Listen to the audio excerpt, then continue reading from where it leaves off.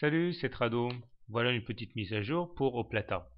Alors, Oplata est à un moment absolument critique, puisque nous avons vu que nous avons dessiné en fait ici une sorte de drapeau.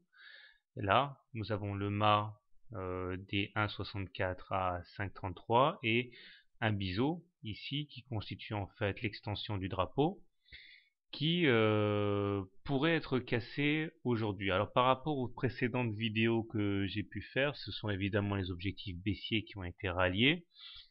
Et il se passe quelque chose de neuf en ce sens que ce qui constitue la partie haute du drapeau a été cassé en séance cette semaine. La semaine n'est pas achevée. D'ailleurs, nous voyons que même si ce biseau est en train d'être cassé par le haut, nous sommes au moment où je vous parle plutôt en train de réintégrer ce, ce drapeau.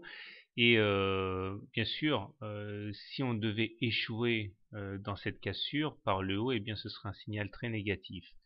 Il faut savoir que la dynamique est contre Oplata puisque nous avons un MACD qui est décroissant sous son signal, un momentum qui lui aussi est négatif. Seul le stochastique semble donner des signes de rémission. D'ailleurs, graphiquement, on voit que cela correspond à un rebond sur la base du biseau. La M7 a été vaincue en séance la semaine dernière et en clôture également, et c'est bien la M20 qui constitue en fait le challenge du jour et de la semaine aussi.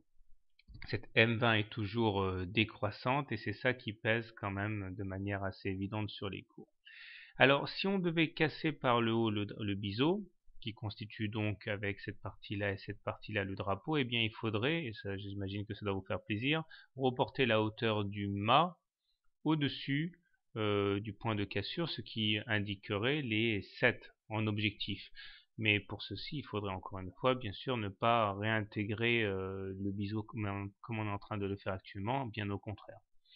Nous avons un objectif intermédiaire qui est la constitution d'un tunnel ici, d'un canal qui a recueilli les cours vers les 3,80 si on terminait la rotation.